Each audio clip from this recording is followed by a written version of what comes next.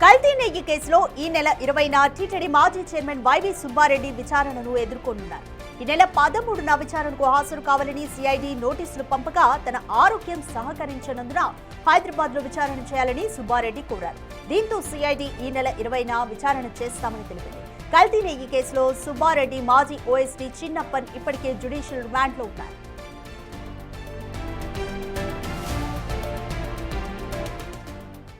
More details మా ప్రతినిధి దామోదర్ అందిస్తారు. దామోదర్, టీటీడీ మాజీ చైర్మన్ వైవి సుబ్బారెడ్డిని ఈ నెల 20న హైదరాబాద్ లో సిఐడి విచారించనుంది. సో ఎటువంటి ప్రశ్నలు సంధించబోతున్నారు?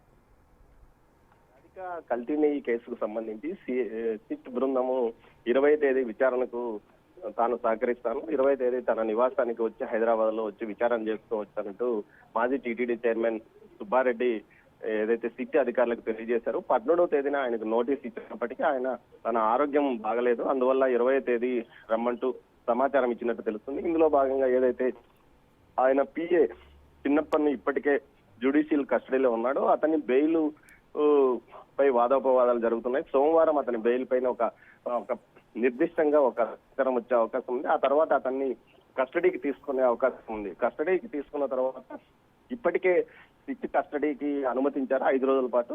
సోమవారం నుంచి అతను కస్టడీలోకి తీసుకున్న తర్వాత ఏదైతే చిన్నయ్యప్ప ఇచ్చిన సమాచారం మేరకు విచారించే అవకాశం ఉంది. ముఖ్యంగా 2022లో మైసూర్ ఇచ్చిన నివేదిక ప్రకారము నెయ్యి కల్తీ అయిందని జరిగినప్పటికీ అదే కంపెనీలకు ఎందుకు కొనసాగించారన్న ప్రశ్న ఇప్పుడు సుబ్బారెడ్డిని ప్రశ్నించే అవకాశం ఉంది.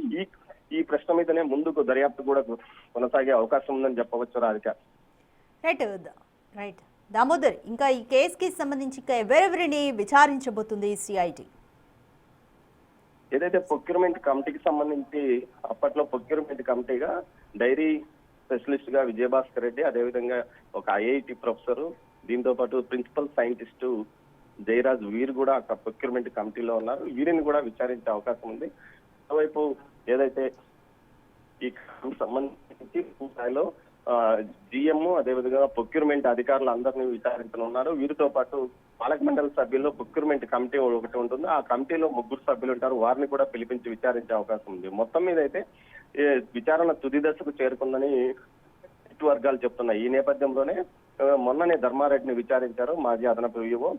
తర్వాత గతంలో ఈవోగా పనిచేసిన వారిని కూడా విచారించే అవకాశం ఉందని కూడా తెలుస్తుంది. రాధిక. రైట్ దామోదర్, ఈ కేసుకి సంబంధించి ఇప్పటి వరకు ఎంతమందిని విచారించారు, ఎంతమందిని అరెస్ట్ చేశారు, అలాగే ఇప్పుడు ఈ నెల 20న సుబ్బారెడ్డి విచారణతో ఈ కేసు ఇంకా ఎటువంటి మలుపులు తిరుగుతుంది అనుకోవచ్చు? రాధిక, ఈ కేసుకు సంబంధించి మొత్తం 23 మందిని ఇప్పటి వరకు నిందితులుగా చేర్చారు. అయితే ఇందులో 9 మంది అరెస్ట్ అయ్యారు. ప్రస్తుతం ఒక 4 పోలీస్ ఏదైతే జ్యుడిషియల్ కస్టడీ ఉన్నారో బెయిల్ కోసం ప్రయత్నిస్తున్నారు. 6 మంది బెయిల్ మీద వచ్చిన పరిస్థితి. మరోవైపు ఈ కేసుకు సంబంధించి టీటీడీ ఉద్యోగులను కొంతమంది నిందితులుగా చేర్చారు. వారిని కూడా ఇప్పటికే విచారించారు. మొత్తం మీద ఈ కేసుకు సంబంధించి ప్రస్తుతం 23 మంది అయితే ఈ సంఖ్య 30 వరకు చేరే అవకాశం ఉందని తెలుస్తుంది. అయితే ఈ కేసు కల్తీ కేసుకు సంబంధించి 250 కోట్ల మేర అక్రమంగా లబ్ధి పొందినట్లు బోలోబాబా డైరీకి సంబంధించిన బోలోబాబా డైరీ లబ్ధి పొందిందని చెప్తున్నారు. నెయ్యిలో కేవలం పామాయిల్ తో పాటు ఇతర రసాయనాలను కలిపారు. 1 కేజీ నెయ్యికి 10 కేజీల రసాయనాలను కలిపారంటూ కూడా ఏదైతే సిట్ హైకోర్టు ముందు, అదేవిధంగా ఏదైతే చిన్నయ్యప్పన్ రిపోర్ట్ లో కూడా, రిమాండ్ రిపోర్ట్ లో కూడా తెలిపిన పరిస్థితి.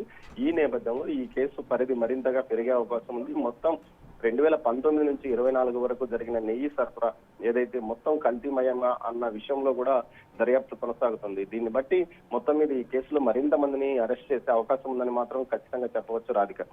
Thank you Damodar.